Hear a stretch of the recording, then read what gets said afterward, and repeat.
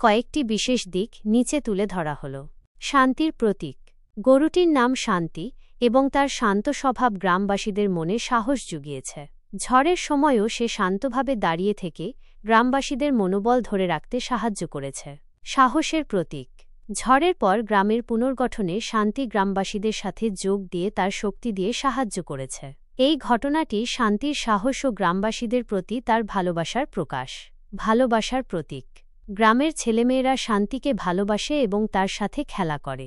গ্রামবাসীরা শান্তির জন্য উৎসবের আয়োজন করে তাদের ভালোবাসা ও কৃতজ্ঞতা প্রকাশ করেছে। শিক্ষণীয় বার্তা। গল্পটি আমাদের শেখায় যে শান্ত ও সাহসী হলে যে কোনো বিপদ মোকাবিলা করা যায়। এটি ঐক্য ও সম্মিলিত প্রচেষ্টার গুরুত্বও তুলে ধরে। এই গল্পটি আমাদের জীবনে শান্তি, সাহস এবং ভালোবাসার গুরুত্ব বোঝায়। এই গল্পটি ছোটদের মনে খুব সহজেই দাগ কাটে এবং তাদের মনে ভালো প্রভাব ফেলে।